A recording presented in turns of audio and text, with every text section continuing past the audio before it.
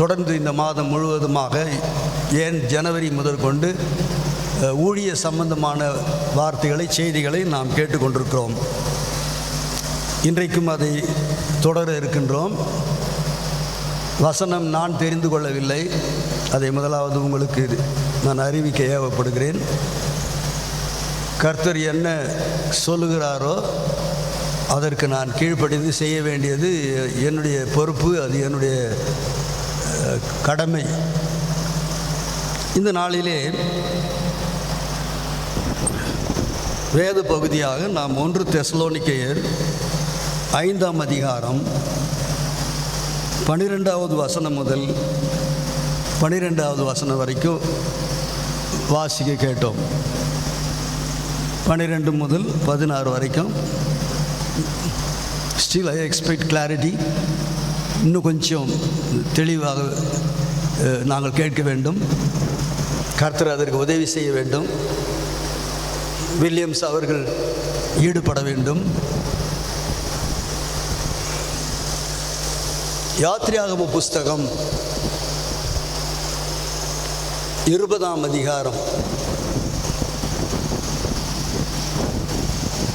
கர்த்தர் கொடுத்த 10 கட்டளைகளை நாம் அங்கே வாசிக்கிறோம். ஆங்கிலத்திலே அதை 10 கமாண்ட்மெண்ட்ஸ் என்று சொல்லுகிறார்கள்.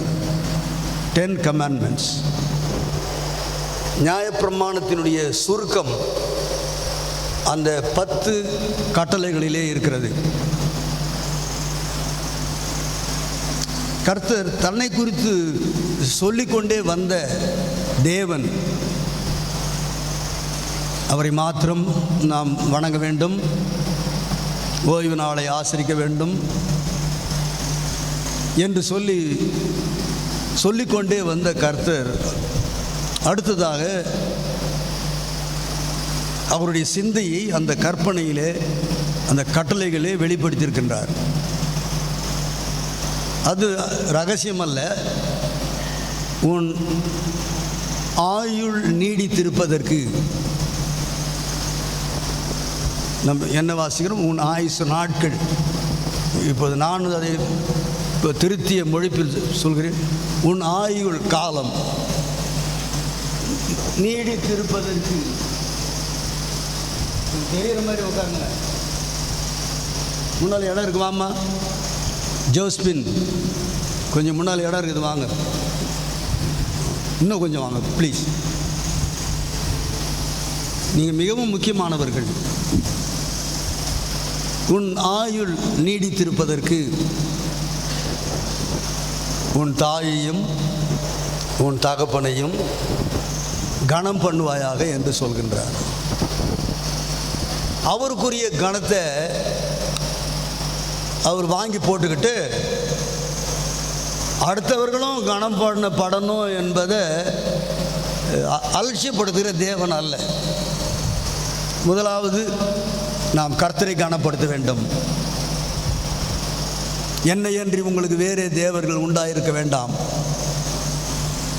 நீங்கள் அவைகளை சேவிக்க வேண்டாம், அவைகளை வழிபட வேண்டாம் என்று தன்னை முதலில் வைத்து அவரை முக்கியப்படுத்தி கட்டளைகளை பிறப்பித்த நம் கர்த்தர் அடுத்ததாக சொல்கின்றார், நாம் எல்லாரும் மனுக்குலத்தில் இருக்கிறோம், நாம் எல்லாரும் குடும்பத்திலே இருக்கின்றோம். ஆகவே குடும்ப பொறுப்பை கர்த்தர் அங்கே சொல்லுகின்றார். பிள்ளைகளே, உங்கள் வாழ்வு நல்வாழ்வு அடைவதற்கு, உங்கள் ஆயுசு நாட்கள் பெறுவதற்கு, நீங்கள் ஒரு புதிய நாட்டுக்குள்ளே போக போகிறீங்க இல்லையா?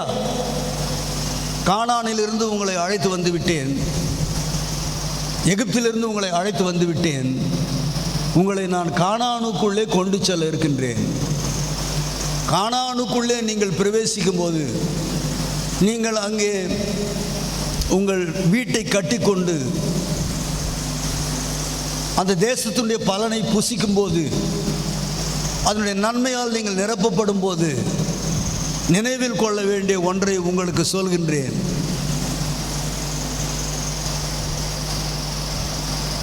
உங்கள் வாழ்நாள் பெரியதாக இருக்கணும். You have to live a long life. குறுகிய வாழ்க்கை உங்களுக்கு வரக்கூடாது. நான் எப்படி கர்த்தர் சொல்லுகின்றார், நான் எப்படி நீண்ட காலத்திற்கு நித்திய தேவனாக இருக்கின்றேனோ அதே போல என்னுடைய பிள்ளைகளாகிய நீங்களும் கூட நெடுநாள் வாழ வேண்டும் என்று நான் ஆசிக்கிறேன், நான் வாஞ்சிக்கின்றேன். அதற்கு செய்ய வேண்டிய காரியங்களுள் தலையாய காரியம், நீங்கள் உங்கள் பெற்றோருக்கு கீழ்ப்படியுங்கள். உன் ஆயுசு நாட்கள் நீடித்திருப்பதற்கு உன் தாயையும் உன் தகப்பனையும் கனம் பண்ணுவாயாக என்று ஆண்டவர் கட்டளை கொடுத்திருக்கிறார். தகப்பனும் தாயும், அதாவது தகப்பன் குடும்பத்தினுடைய முதலாவது தலைவன், mayor, deputy mayor, CM, deputy CM,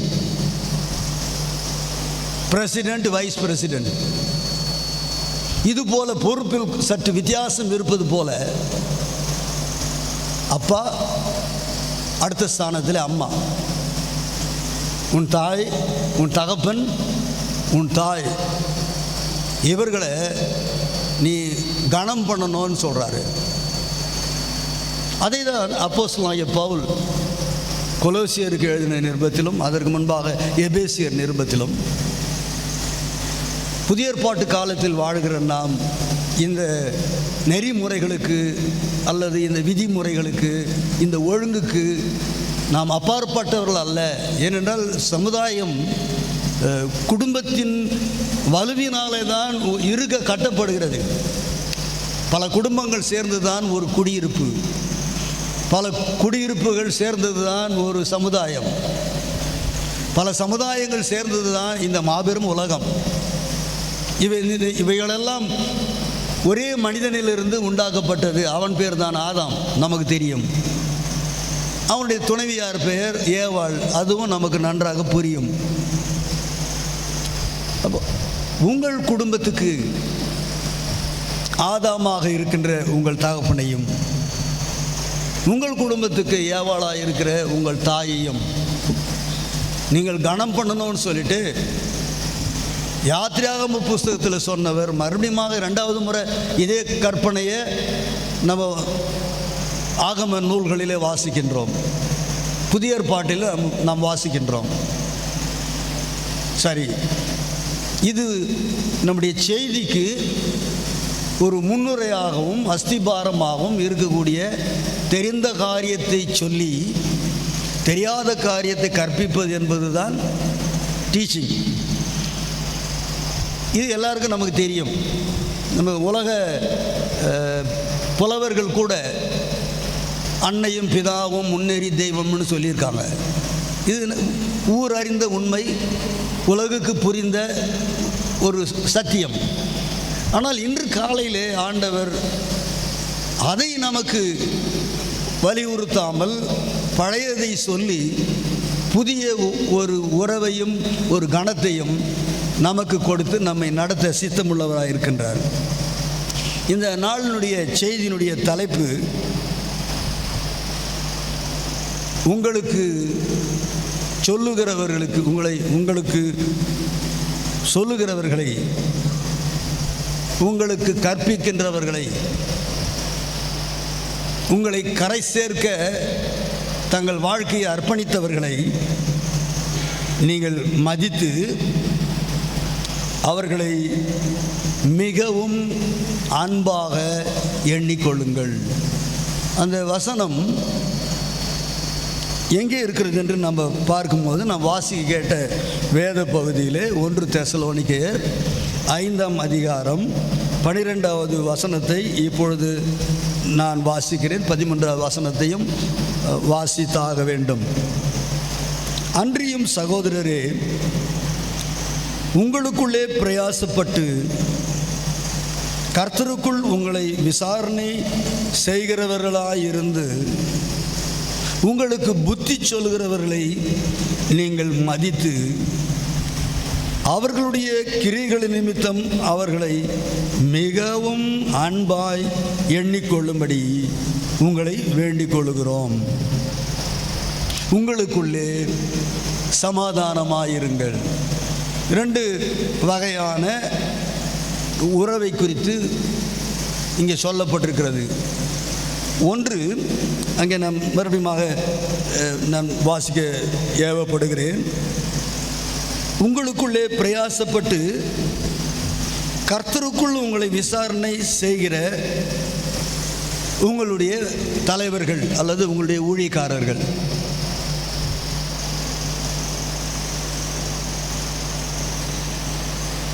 அவர்களுக்கு நீங்கள் என்ன செய்ய வேண்டும் என்று அந்த 12வது வசனத்திலே சொல்லுகிறது. கர்த்தருக்குள் உங்களை விசாரணை செய்கிறவர்களாயிருந்து உங்களுக்கு புத்தி சொல்லுகிறவர்களை நீங்கள் மதித்து. இந்த விசாரணை என்ற வார்த்தைக்கு மூலம் அல்லது பூர்வீகம் எங்கிருந்து வருகிறதுன்னு சொன்னால் பந்தி விசாரணை. அப்போஸ்தலர் நடபடிகளிலே ஆதி அப்போஸ்தலர் திருச்சபையிலே சர்ச்சைக்குரிய ஒரு பிரச்சனை எழுந்தது. யூத விதவைகள் சரியானபடி விசாரிக்கப்பட்டார்கள். யூதர் அல்லாத பிற கூட்டத்தை சேர்ந்தவர்கள், அங்கே வேதத்தில் வாச கிரேக்க விதவைகள், அவர்கள் சரியானபடி விசாரிக்கப்படவில்லை. விசாரிக்கப்படுதல் என்றால் என்ன அர்த்தம்? நன்றாக இருக்கிறீர்களா, சாப்பிட்டீர்களா, தூங்கினீர்களா என்பதோடு மட்டுமல்ல, விசாரணை செய்யும்படியான பொறுப்பில் இருக்கின்ற அந்த மனிதன், தேவனால் ஏற்படுத்தப்பட்ட அந்த ஊழியக்காரன், கர்த்தரிடமிருந்து இரக்கத்தை பெற்று, ஆலோசனையை பெற்று, வார்த்தையை பெற்று, அதை தேவையோடு இருக்கிறவர்களுக்கு பகிர்ந்து கொடுக்கிற ஒரு நல்ல உக்ரான ஊழியக்காரனாக திகழ வேண்டும். அது ஒரு உக்ரான ஊழியம். உக்ரான ஊழியம் என்றால் என்ன அர்த்தம்?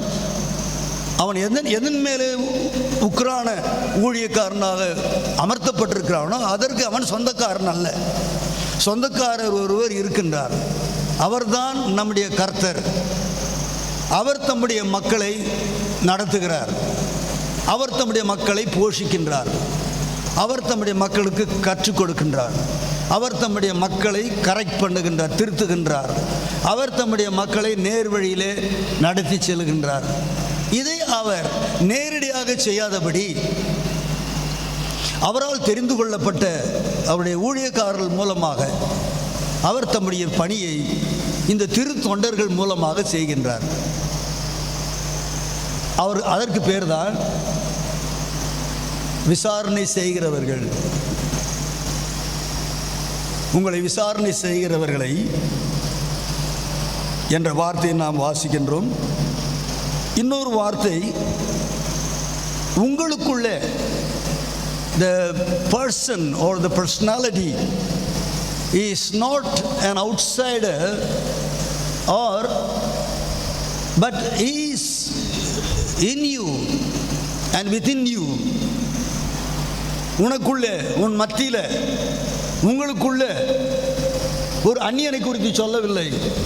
சம்பந்தப்பட்ட தலைவனும் நடத்துகிறவனும் அவனால் நடத்தப்படுகிற சம்பந்தப்பட்ட மக்களும், மகேசனுக்கும் மக்களுக்கும் மத்தியிலே ஒரு பெரிய தியாகத்தோடு நின்று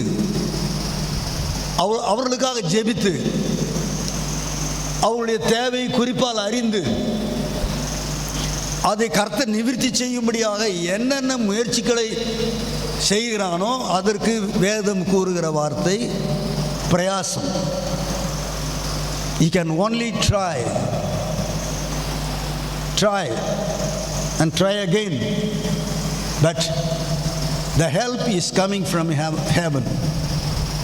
முயற்சி செய்கிறவன் முயற்சி செய்கிறான், முயற்சி செய்து கொண்டே இருக்கிறான். இன்னும் அவன் முயற்சி செய்வான். அவன் முயற்சினாலே ஒன்று நடக்காது. ஆனால் நம்முடைய முயற்சியை நம்முடைய கர்த்தர் கனப்படுத்துகிறவர் என்ற ஒரு ஆழ்ந்த சத்தியம் இருக்கிறது வேதத்தில். என்ன முயற்சி இருந்தாலும், அது நாம் படிக்கிற படிப்பாக இருந்தாலும், ஏறெடுக்கிற ஜபமாக இருந்தாலும், கர்த்தருக்காக ஓடி ஓடி உழைக்கிற ஊழியமாக இருந்தாலும், அளவு கணக்கு பார்க்காமல் கர்த்தருடைய ஊழியத்தை தாங்கும்படியாக கொடுக்கிற காரியமாக இருந்தாலும், all such efforts a man of God can do. இப்படிப்பட்ட முயற்சிகளை ஒரு தேவ மனிதனாலே செய்ய முடியும். ஆனால் அவனாலே அதை செய்ய முடியாது. அவன் முயற்சி தான் செய்ய முடியும் என்பதை நான் மறுபடியும் ஒரு முறை வலியுறுத்தி கர்த்தரை நான் மகிமைப்படுத்துகிறேன். கர்த்தருடைய மனிதன், விசாரணை செய்கிறவன் முயற்சி தான் செய்ய முடியும். ஆனால் அந்த முயற்சியை திருவினை ஆக்குகிறவர் கர்த்தர்.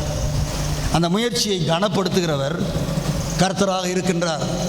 ஆகவே கர்த்தர் இந்த எளிய ஊழியக்காரன் அர்ப்பணிப்போடு ஜபத்தோடு செய்ய வேண்டிய சேவையை செய்து எடுத்துக்கொள்ள வேண்டிய முயற்சிகளெல்லாம் எடுத்துக்கொண்டு கர்த்தரோடு, கர்த்தருக்காக, கர்த்தர் மூலமாக இந்த முயற்சி செய்யும்போது அந்த முயற்சிக்கு கண்டிப்பாக வெற்றி வரும். அதுதான் உலக மொழி சொல்கிறது, திருவினை ஆக்கும். முயற்சி திருவினை ஆக்கும். முயற்சி இன்மை புகுத்திவிடும்.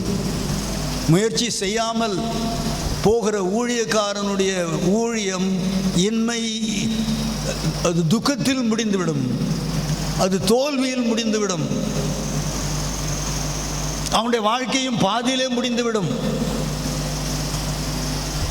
கர்த்தரோடு கூட பயணித்து ஒரு நோவா அவன் மனைவியோடு, அவனுடைய 3 பிள்ளைகள் மருமக்குமாரோடு, அந்த 8 பேரோடு 8000 உயிரினங்கள், சொல்ல வேண்டும் என்றால் 8 லட்சம் உயிரினங்கள் எல்லாம் அந்த பேழைக்குள்ளே கர்த்தர் பேழையை கட்டி உள்ளே கொண்டு வந்து அவைகளுக்கு இடத்தை ஒதுக்கி அவைகள் தங்கும்படியாக ஒரு அறையை உண்டு பண்ணி கட்டிடத்தை கட்டிடலாம், பேழையை கட்டிடலாம். ஆனால் இந்த ஒவ்வொரு பறவையையும் மிருகத்தையும் ஒரு ஊர்வன, பரப்பன, நகர்வன இவைகளை எல்லாம் கொண்டு வந்து அந்தந்த இடத்துல வைக்கிறது என்பது சாமானியமான காரியம் இல்லை. அப்போ எப்படி இது நோவாவுக்கு சாத்தியமானது? நோவா ஜெபித்தான். வேதம் சொல்கிறது, கர்த்தர் தனக்கு கட்டளையிட்ட யாவற்றையும் செய்து முடித்தார் என்று சொல்லி. அங்கே அவனுடைய முயற்சி கீழ்ப்படிதலோடு இருந்தது. அதனாலே எல்லாம் சாத்தியமானது. கதவை மூடு என்று கர்த்தர் சொன்னார்.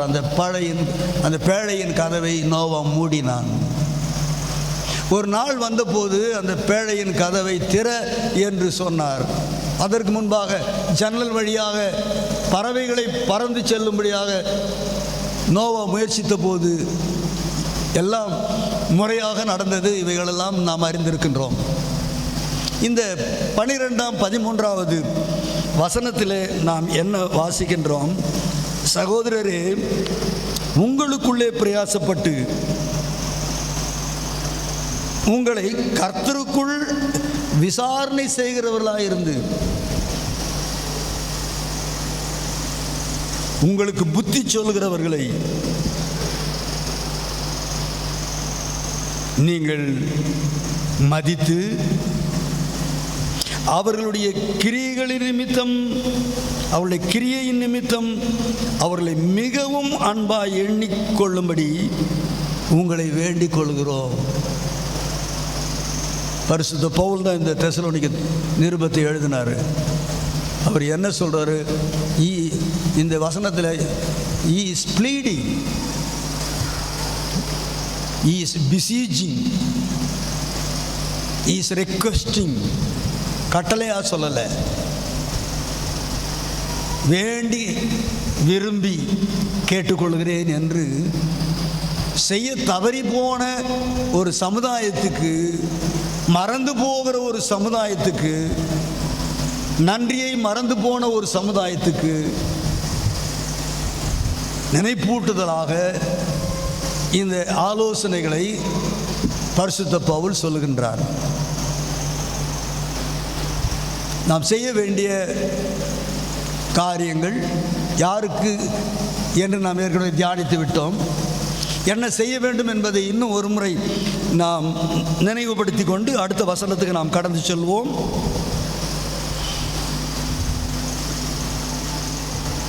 உங்களுக்கு புத்தி சொல்லுகிறவர்களை நீங்கள் மதித்து ஹானுதம்,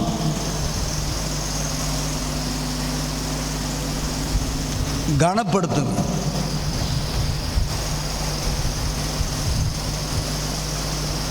கனப்படுத்துவதற்கு பதிலாக நம்மில் சிலருடைய சுவாபம் கனஈனப்படுத்துகிற சுவாபமாக இருக்கிறது. நான் என்னுடைய அனுபவத்தை தான் இப்பொழுது கர்த்தருடைய சன்னிதானத்திலே பகிர்ந்து கொள்கின்றேன். There are few people who are dishonoring the servants of God who have been served among them.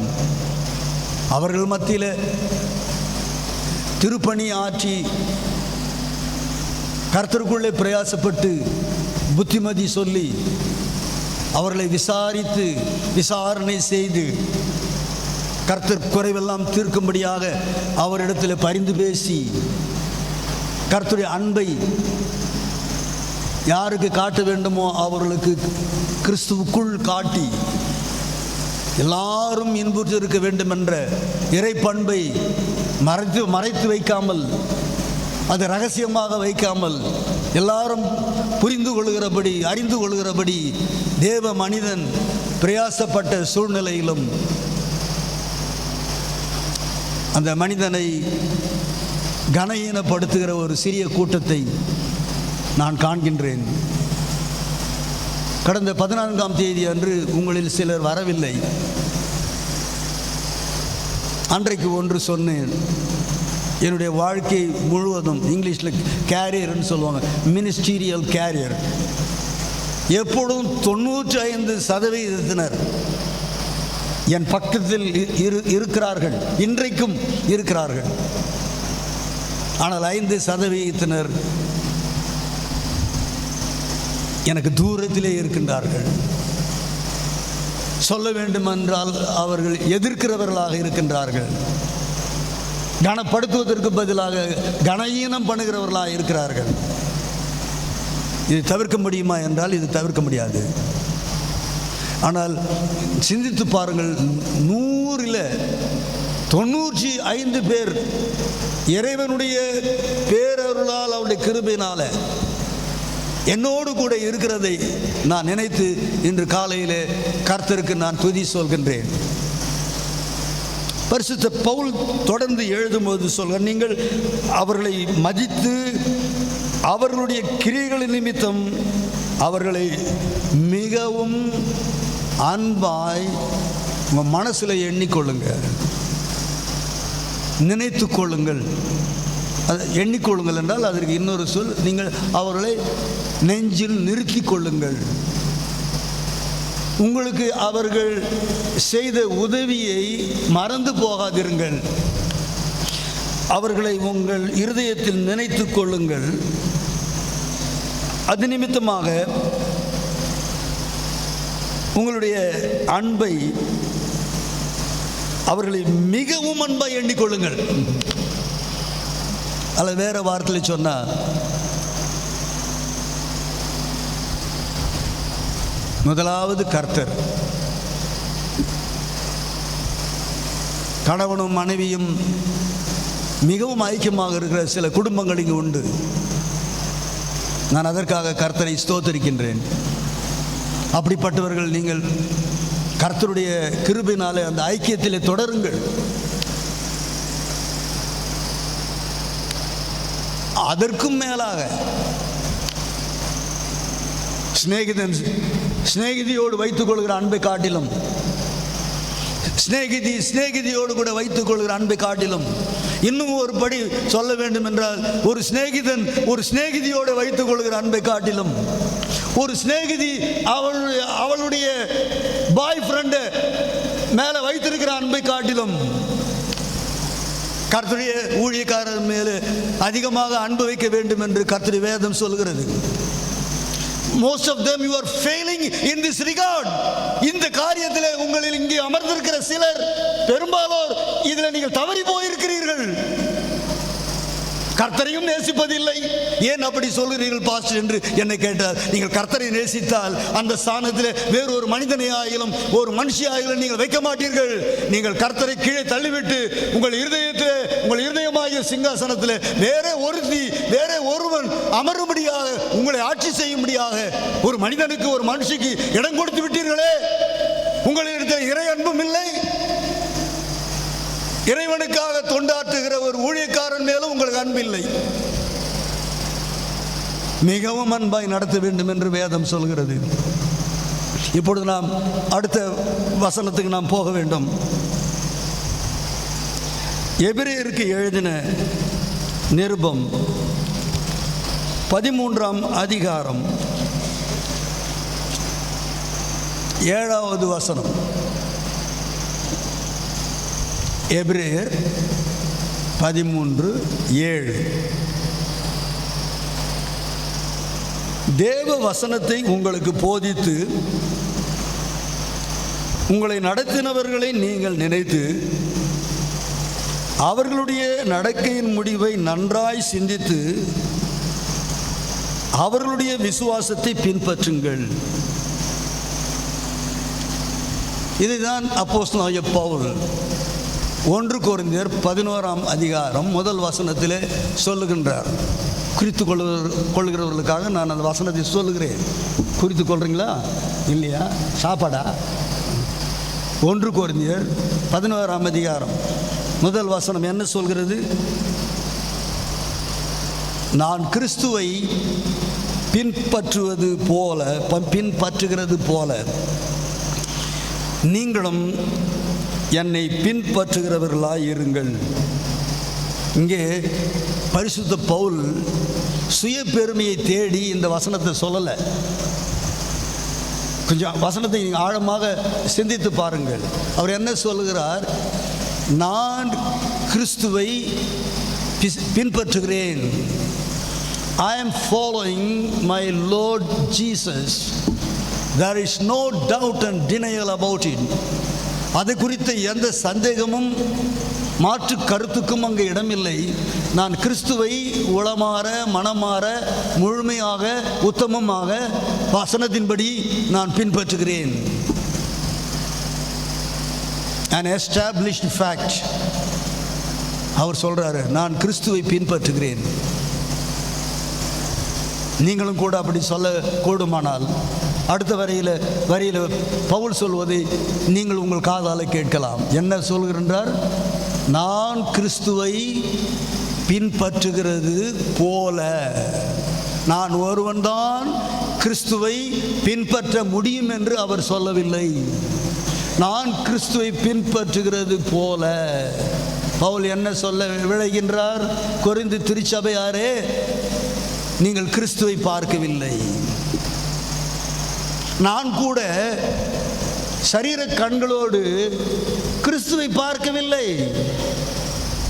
ஆனால் என்னை சந்திக்க வந்த அந்த இயேசுவை நான் பட்டம் பகலிலே முகமுகமாக தரிசித்தேன்.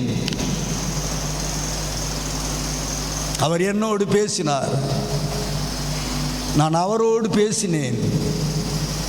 அவர் என் வாழ்க்கையை மாற்றினார். என்று அவர் என் வாழ்க்கையை மாற்றினாரோ அன்று முதல் நான் அவரை பின்பற்றுகிறேன். பின்பற்றி கொண்டிருக்கின்றேன், அதிலே நான் உறுதியாக இருக்கின்றேன். கொரிந்து திருச்சபையாரே, நீங்களும் அங்கே ஒரு வார்த்தை சொல்கிறாரு தமிழில், போல என்பதற்கு அது ஒரு தனி இலக்கணம் இருக்கிறது. கிறிஸ்துவை நான் பின்பற்றுகிறது போல, அதில் என்ன கருத்து தொக்கி நிற்கிறது? கிறிஸ்துவை ஒருவன் பின்பற்ற முடியும்.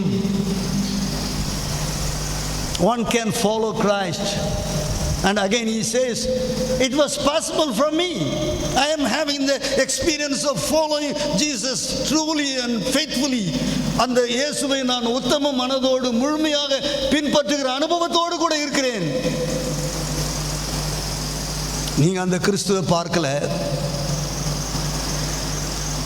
ஆனால் கிறிஸ்துவை நான் உங்களுக்கு போதித்திருக்கிறேன். அந்த கிறிஸ்துவுக்காக நான் வாழ்ந்திருக்கின்றேன். நீங்கள் கிறிஸ்துவை உங்களுக்கு போதித்ததை என் வாய் வார்த்தைகளினாலே நீங்கள் கேட்டிருக்கிறீர்கள். நான் எதை போதித்தேனோ அதையே நான் செய்ததை நீங்கள் என்னுடைய வாழ்க்கையிலே முகமுகமாக பார்த்திருக்கிறீர்கள். இது உங்களுடைய அனுபவம். நம்ம கிறிஸ்துவ பார்த்து தான் ஆகணுன்ற அவசியம் இல்லை. இந்த சத்திய வேத வசனத்தை வாசித்து விசுவாசித்து அதை நாம் கடைபிடித்தாலே போதும், நாம் கிறிஸ்துவை காண முடியும். ஆகவே பவுல் என்ன சொல்கின்றார்? கொரிந்து திருச்சபையாரை பார்த்து, கொரிந்து திருச்சபையாரே, நான் கிறிஸ்துவை பின்பற்றுகிறது போல, கிறிஸ்து எனக்கு ரோல் மாடல். இன்னும் இளைய சமுதாயத்தினர் புரிந்து கொள்ளும்படியாக சொல்கின்றேன், கிறிஸ்து எனக்கு ரோல் மாடல். அடுத்து என்ன சொல்றாரு? நான் உங்களுக்கு ரோல் மாடல். பவுல் சொல்றாரு, நீங்கள் பின்பற்றும்படியாக ஒரு முன்னோடி விசுவாசியாக, ஒரு முன்னோடி ஊழியக்காரனாக 2 வருடம் அந்த கொரிந்து சபையில் பவுல் இருந்தார். ஆகவே இப்பொழுது அவர் ராப்பகலாக அந்த மக்களுக்கு சத்தியத்தை சொன்னார்.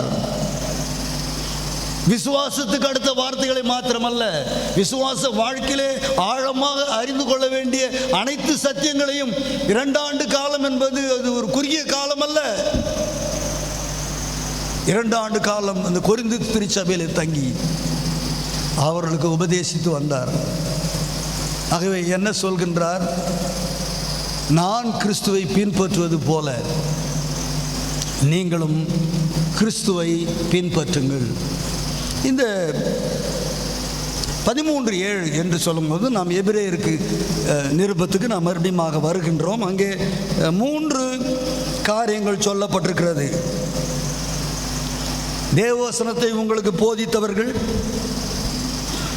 1. 2வது, தேவவசனத்தை உங்களுக்கு போதித்து சத்தியத்திலே உங்களை நடத்தியவர்கள். 2, அவர்களை நீங்கள் நினைத்து. 3வதாக என்ன சொல்கிறார்? அவர்களுடைய நடக்கையின் முடிவு. முதல்ல என்ன சொல்றாரு? கொஞ்சம் மறுபடியும் யோசிக்கலாமா? முதல்ல என்ன சொல்றாரு? வசனத்தை உங்களுக்கு போதித்தவர்கள், வசனத்தின் வழியாக உங்களை கிறிஸ்துவுக்குள்ள அனுதினமும் விசுவாசத்தில் மாத்திரமல்ல, விசுவாச பாதையில் வலுவாக வேறு ஊன்றும்படியாக, நம் சத்தியத்தில் நிலைத்திருக்கும்படியாக நமக்கு ராப்பகலாக போதித்தவர்கள். 3வதாக சொல்லுகின்றார், உங்களுக்கு முன்பாக வாழ்ந்து காட்டியவர்களுடைய முடிவு.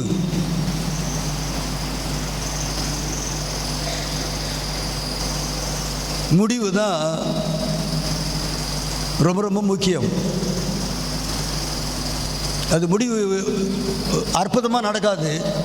அதற்கு ஆங்கிலத்தில் ஒரு பழமொழி நான் சொல்கின்றேன், all's well that ends well.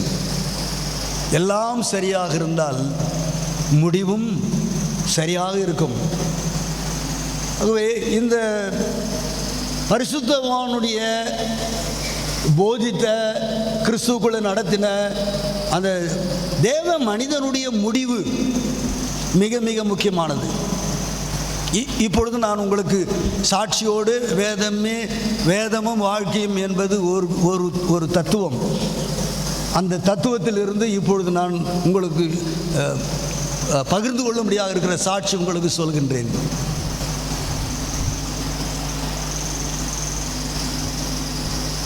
வேத வசனம் சொல்கிறபடி நான் கடன் வாங்குவதில்லை.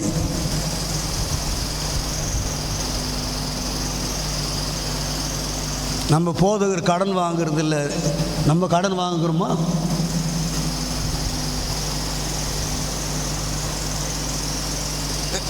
இப்பொழுது சமீபத்தில் தமிழக அரசின் மூலமாக பொங்கல் இனாம் 5000 எல்லாருக்கும் வழங்கப்பட்டது. அதை நான் வாங்கவில்லை.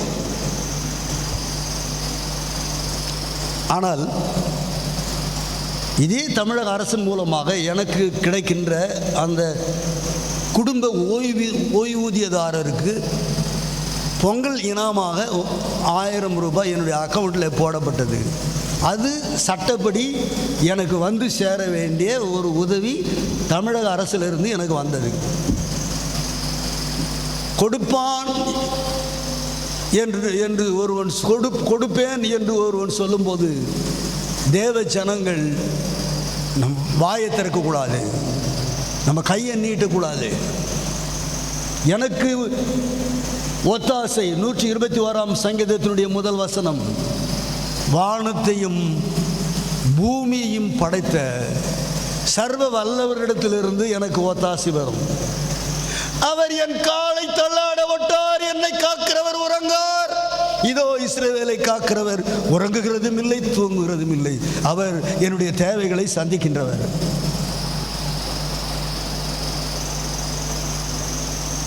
ஒரு சகோதரி அப்படி பேசி கொண்டிருக்கும் போது ஒரு சாட்சி சொன்னார்கள். கடந்த வெள்ளிக்கிழமை காலையில் சுமார் 7:30 மணி இருக்கும்.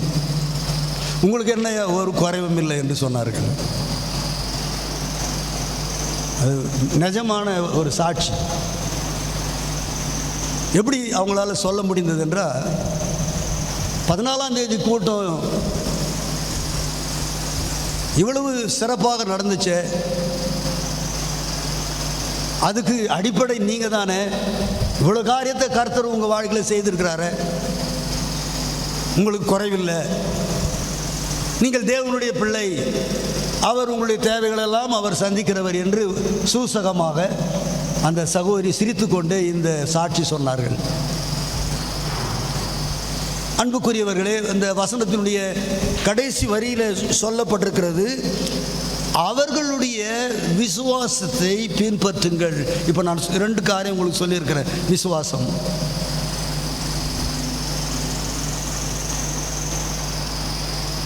வயது 77.25,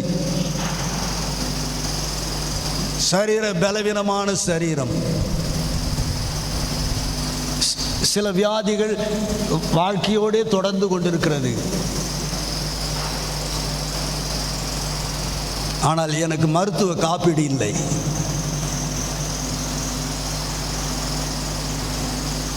ஒரு மருத்துவ காப்பீட்டில் கலைஞர் காப்புறுதி திட்டம் கூட எனக்கு இல்லை. அப்படின்ற என்னுடைய விசுவாசம் என்ன? இந்த சரீரம் என் நேச கர்த்தருக்கு சொந்தமானது. எதுவாக இருந்தாலும் அவர் பார்த்து கொள்வார். ஒரு பெரிய செலவு வரும், என்னால் காசு கட்ட முடியாது.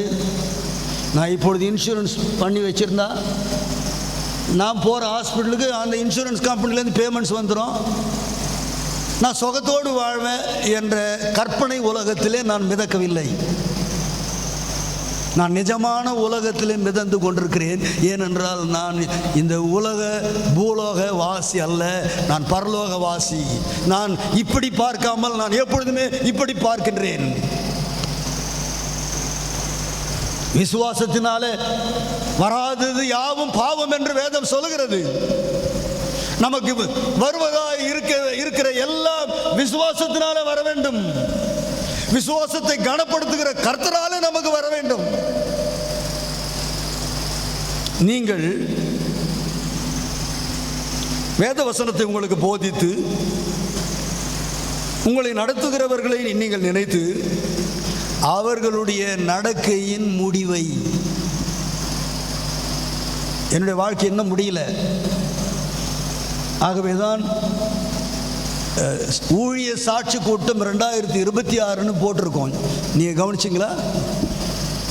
ஊழிய சாட்சி கூட்டம் முடிஞ்சிருச்சு, அவ்வளோதான், ஓகேயா முடிஞ்சு போச்சு, கதை யாரை கட்டுன்றது இல்லை. இன்னும் அவருக்காக உழைக்க, இன்னும் அவருக்காக பிழைக்க,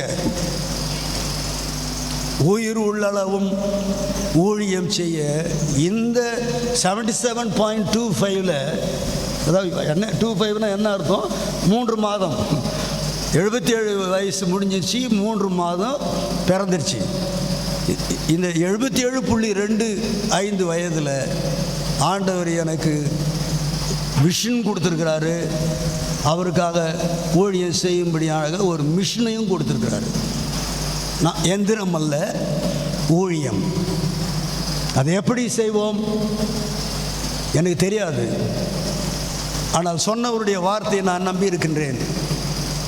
வெஸ்ட் பெங்காலிலிருந்து கன்னியாகுமரி முனை வரைக்கும் ஒரு நீண்ட வங்க bay of Bengal sea coastal region ministry என்ற ஊழியத்தை ஆண்டவர் எனக்கு கொடுத்திருக்கிறார்.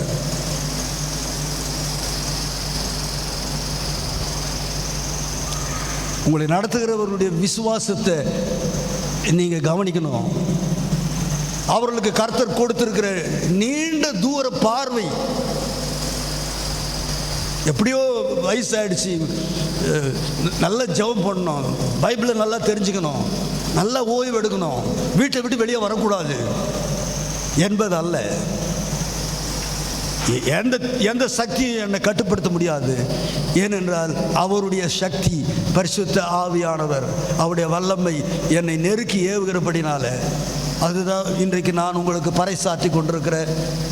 உங்களை நடத்துகிறவர்களுடைய முடிவை பாருங்கள், அவருடைய விசுவாசத்தை பாருங்கள். வசனம் சொல்லுகிறது, திரும்ப திரும்பி நீங்கள் வாசிக்கிறீர்கள், விசுவாசத்தினாலே நீதிமான் பிழைப்பான். நாம் தொடர்ந்து அடுத்து கட்டத்துக்கு நாம் கடந்து செல்வோம். இதே பரிசுத்த பவுல் தீமோத்தேயுவுக்கு எழுதின நிருபம், 1 தீமோத்தேயு 5ஆம் அதிகாரம், 1 தீமோத்தேயு 5ஆம் அதிகாரம் ஒரு வசனத்தை இப்பொழுது நான் வாசிக்கின்றேன். 1 தெசலோனிக்கர் 5ஆம் அதிகாரம் சொன்னோம். இப்போ 1 தீமோத்தேயு 5ஆம் அதிகாரம் 17வது வசனத்தை உங்களுக்கு இப்பொழுது நான் வாசிக்கின்றேன். 3 வசனம் தான் சொல்லியிருக்கேன், ரொம்ப அதிகமாக சொல்லலை. 1 தெசலோனிக்கர் 5, 12, 13. அதற்கு பிறகு எபிரேயர் 13:7. அதற்கு பிறகு 1 கொரிந்தியர் 11:1. 3 வசனம் தான் சொல்லியிருக்கிறோம். இப்பொழுது 4வது வசனத்தை உங்களுக்கு நான் வாசிக்க ஏவப்படுகிறேன். 1 தீமோத்தேயு 5ஆம் அதிகாரம் 17வது வசனம், பேஜ் நம்பர் 289. என்ன சொல்லுகின்றார்? நன்றாய் விசாரணை செய்கிற,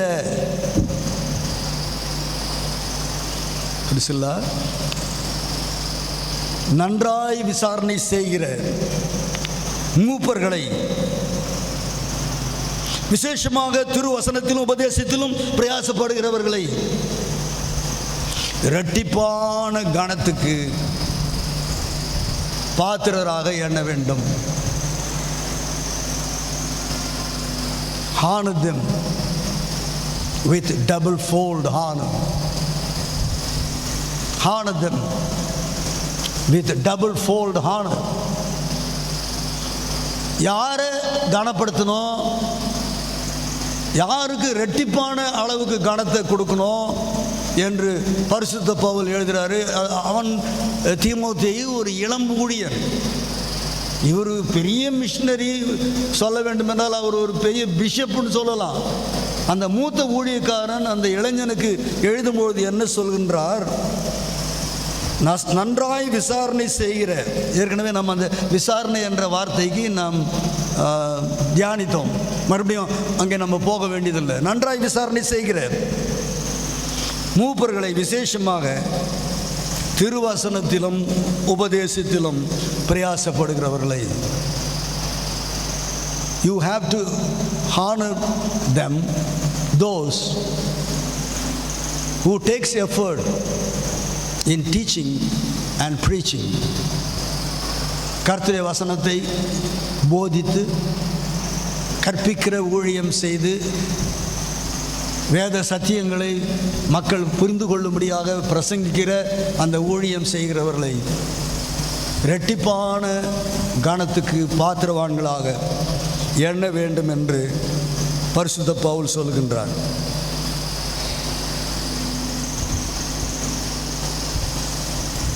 நாம் இறுதியாக பழைய ஏற்பாட்டிலிருந்து ஒரு உதாரணத்தை நாம் பார்க்க இருக்கிறோம். அதற்கு முன்பாக நீங்கள் வேதத்தை எடுத்துக்கொள்ளும்படியாக ஒரு பாடலையும் அந்த பாடலோடு கூடிய அந்த பல்லவியையும் நான் பாட இருக்கின்றேன். பல்லவிகள் எல்லாம் இப்பொழுது என்னோடு சேர்ந்து பாடுங்கள். பல்லவிகள் என்று சொன்னால் பெண்களாகி உங்களை சொல்லுகின்றேன். ஓகே. பேரின்ப நதியே தாகத்தை தீர்த்திட பின்மாரியாக பொழிந்திடுமே, பின்மாரியாக பொழிந்திடுமே. பேரின்ப நதியே எலியாவின் தேவன் எங்கே என்றானே, சலியாமல் ஓடி சால்வை பெற்றானே. எலியாவின் தேவன் எங்கே என்றானே, சலியாமல் ஓடி சால்வை பெற்றானே. பரலோக ராஜ்யம் பரிசுத்தவான்கள்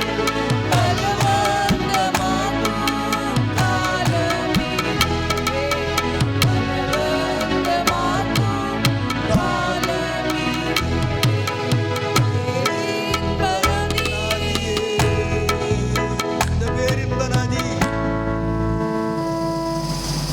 நம்ம வாழ்க்கையில் பாயணும்.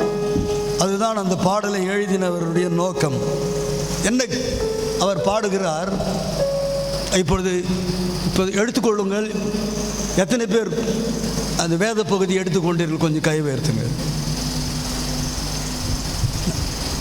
பாட்டு பாடும்போது பைபிள் எடுக்கணும்னு சொன்னா இல்லையா? ஒரே நேரத்தில் 2 வேலை 3 வேலை செய்யணும். இந்த வயதான இந்த பெரியவனுக்கு அப்படிப்பட்ட கிருபை ஆண்டவர் கொடுத்துருக்கிறார். ஒரே நேரத்தில் 2 காரியத்தை யோசிக்க, 3 காரியத்தை யோசிக்க. இந்த வரிசையில் யாராவது உண்டா?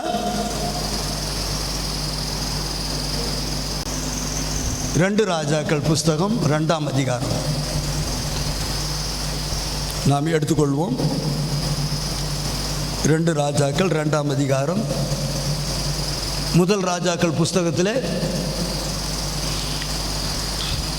அந்த அக்கினி தீர்க்கதரிசியுடைய ஊழியம் கிட்டத்தட்ட முடிவடைகிறது.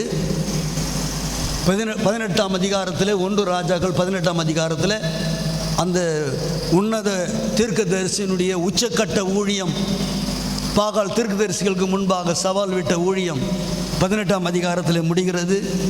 அதை தொடர்ந்து நாம் 22ஆம் அதிகாரம் 22ஆம் அதிகாரம் என்று முதல் ராஜாக்கள் புஸ்தகத்தை முடித்து விடுகிறோம்.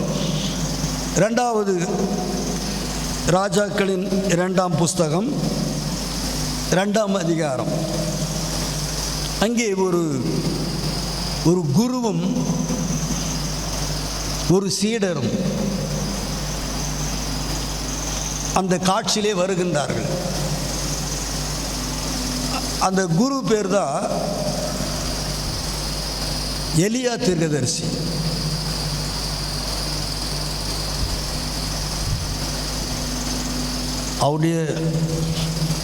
அவருடைய சிஷ்யம் பேர் எலிஷா தீர்க்கதரிசி. நான் ஒரு தகவல் சொல்லும்போது நீங்கள் அதிர்ந்து போவீர்கள். இந்த எலிஷா தீர்க்கதரிசி 50 ஆண்டு காலம் தீர்க்க தரிசன ஊழியத்தை செய்தார். யாருக்கும் இன்னும் ஒரு அசைவு கூட வரலையே. 2 காரியத்தை ஒரே நேரத்தில் யோசிக்கணும்னு சொல்லியிருக்கிறேன். 14ஆம் தேதி நடந்த கூட்டத்தில் என்ன சொல்ல, 50 ஆண்டு காலம் ஈசன் இயேசுவுக்காக நீசன் செய்த 50 ஆண்டு கால ஊழியம்.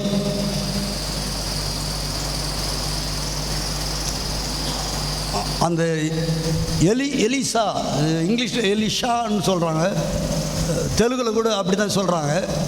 ஆனால் நம்ம தமிழ் வேதாகமத்தில் எலிசா என்று நம்ம வாசிக்கிறோம். அந்த எலியா தீர்க்கதரிசியுடைய ஊழிய காலம் முடிவடைய போகிறது. கர்த்தர் அதற்கு அதை குறித்து மிக திட்டமாக சொல்லியிருந்தார். இந்த தேவ மனிதன் எலியா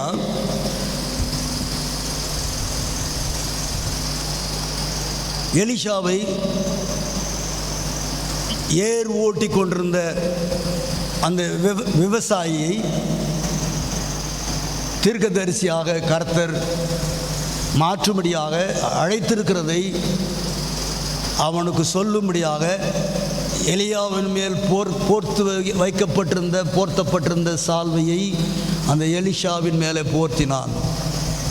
அங்கே தான் கனெக்டிங் லிங்க் ஏற்பட்டது.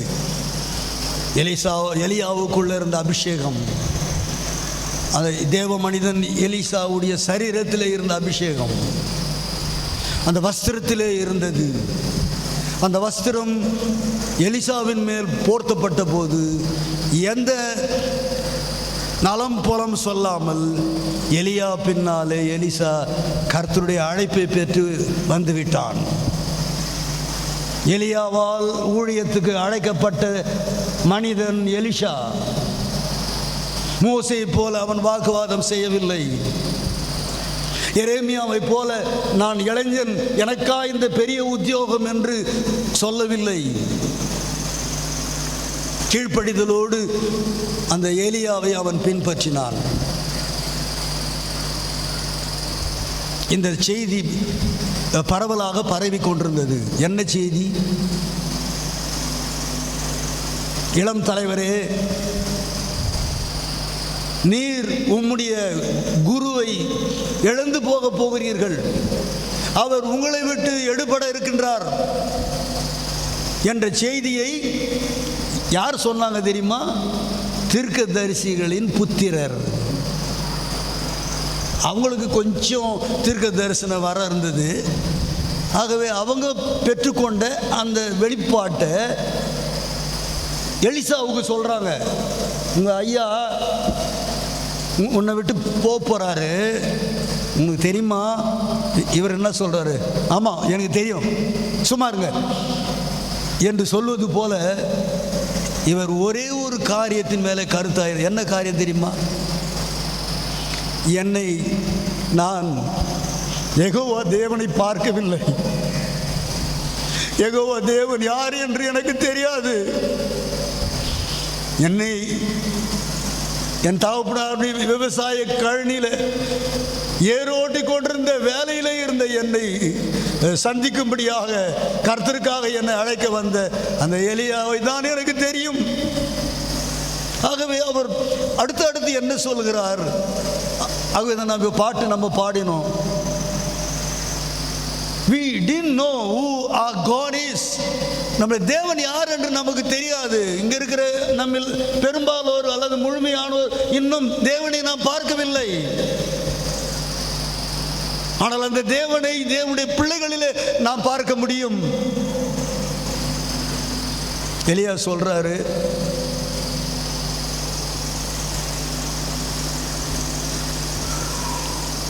இரண்டாவது வசனத்தில், நீங்க இரு, நான் பெத்தேல் வரைக்கும் போகணும். 2 ராஜாக்கள் 2ஆம் அதிகாரம் 2வது வசனம், ரொம்ப கேட்சிங்கான நம்பர். 2 ராஜாக்கள் 2ஆம் அதிகாரம் 2வது வசனத்தில் எலியா சொல்றாரு, தம்பி நீ என் கூட வராத, கர்த்தர் என்ன பெத்தேலுக்கு போக சொல்றாரு. அப்பொழுது இந்த தம்பி எலியாவை நம்பி ஒரு வார்த்தை சொல்லுகின்றான். என்ன சொல்லுகின்றான்? நானும் வருவேன். அவர்கள் இருவருக்கும் இருந்த அந்த ஒரு காம்பேக்ட் அன்ஷேக்கபிள் ரிலேஷன்ஷிப், ஃபெலோஷிப், அசைக்க முடியாத ஒரு உறவும் ஒரு ஐக்கியமும் இருவருக்குள்ளே இருந்ததினால எலியா அதை மறுக்கவில்லை. அவர்கள் பெத்தேலில் இருந்து அடுத்தது 4ஆம் வசனத்தில் வாசிக்கிறோம். அவர்கள் எலியா சொல்கின்றார், தம்பி நான் எரிகோவுக்கு போகும்படியாக கர்த்தர் சொல்கின்றார் என்று சொல்லும்போது, நானும் கூட உங்க கூட வருவேன். இருவருமாக அங்கே எரிகோவுக்கு செல்கின்றார்கள். எரிகோவுக்கு சென்றவுடனே எலியா இப்பொழுது சொல்கின்றார், தம்பி நான் யோர்தானுக்கு போகணும், நானும் உங்க கூட வருவேன்னு சொல்றான். அங்கே யோர்தான் குறுக்கே இருக்கிறது. இவர்கள் தாண்டி செல்ல வேண்டும். இந்த இளம் ஊழியன் காணும்படியாக எமர்ஜிங் லீடர், மலர்கின்ற தலைவன் பார்க்கும்படியாக எலியா தன்னுடைய சால்வையை முறுக்கி அந்த யோர்தான் நதியின் மீது அடித்தான், தண்ணீரில் அடித்தான். யோர்தான் நதி இரண்டாக பிளந்தது. இந்த தேவ மனிதன் எலியாவிலும் தேவ மனிதன் போர்த்தி இருந்த அந்த சால்வையிலும் ஏதோ ஒரு மகசு இருக்கிறது, ஏதோ ஒரு வல்லமை இருக்கிறது. தேவன் பெயரை சொல்லி அந்த சால்வையை முறுக்கி அதை அடித்த பொழுது இயற்கைக்கு அப்பாற்பட்ட நிலையிலே இப்படி யோர்தான் ரெண்டாக பிளந்து நாங்கள் போவதற்கு வழி கொடுத்ததே இது பெரிய அற்புதம் என்று எலிசா கண்டான். இவர்கள் இருவரும் அக்கறைப்பட்டார்கள். ஆனால் இந்த எலிஷாவோ தன்னுடைய அக்கறையிலே கர்த்தரை பின்பற்றுகிறதுல, மூத்த ஊழியக்காரனை பின்பற்றுகிறதுல, அவன் எடுத்த முடிவில் உறுதியாக இருக்கிறதுல மிகவும் அக்கறையோடு இருந்தான். அக்கறைக்கு இவர்கள் 2 பேரும் சென்ற பிறகும் இந்த எலிஷா மிகுந்த அக்கறையோடு தலைவனை பின்பற்றினான், யெகோவா தேவனை பின்பற்றினான். இதை செய்யும்போது தான் இந்த தேவ மனிதன் கடந்து போகிற தலைவன் சொன்னான், தம்பி நான் இப்பொழுது உன்னை விட்டு பிரிந்து போக போகிறேன். இந்த கடைசி நாளில் உனக்கு எதாயிலும் நான் கொடுக்கணும், உனக்கு எதாயிலும் நான் செய்யணும். கேளுப்பா, நான் என்ன செய்யணும் உனக்கு சொல்லு. ஒரு நிமிஷம் தயவுசெய்து சிந்திங்க. எலியா உடைய உள்ளத்தில் இந்த சிந்தை ஏவப்பட்டு எலியாவுடைய வாயில் இந்த வார்த்தை புறப்பட்டு வருதுன்னா இது சாமானியமான வார்த்தை அல்ல. மிகுந்த அக்கறையோடு விடாப்பிடியாக தேவனை பின்பற்றுவதற்கு அடையாளமாக தேவனுடைய மனிதனாகி எலியாவை பின்பற்றின அவனுடைய நற்பண்பு, ஸ்திரமான எண்ணம், அசைக்க முடியாத ஒரு விசுவாசம், கர்த்தர் பேரில் அவன் வைத்திருந்த நம்பிக்கை எலியாவை அப்படி பேச வைத்தது. இந்த இளம் ஊழியன் என்ன கேட்டான் தெரியுமா? உங்களுக்கு ஒரு வல்லமை கர்த்தர் கொடுத்திருக்கிறார், அதை கொண்டு நீங்கள் வீர தீர செயல்களை எல்லாம் செய்து கொண்டிருக்கிறீர்கள். எனக்கென்று ஒன்று நீங்கள் கொடுப்பதா இருந்தால் உங்களுக்கு கர்த்தர் கொடுத்த வல்லமையில் 2 மடங்கு வல்லமை வேண்டும் என்று கேட்டார்.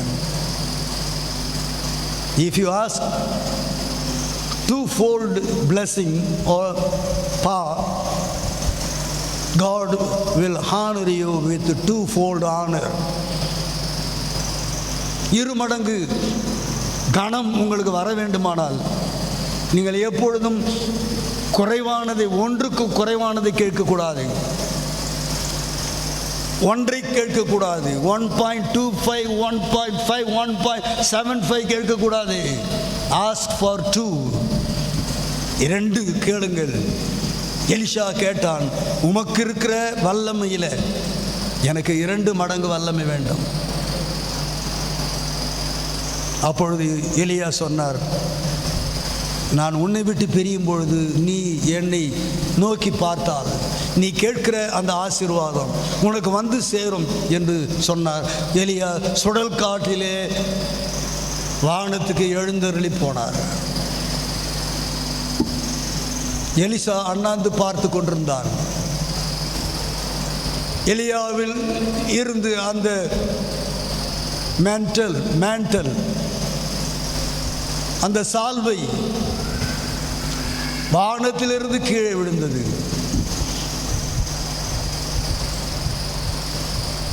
அதை எடுத்துக்கொண்டான்.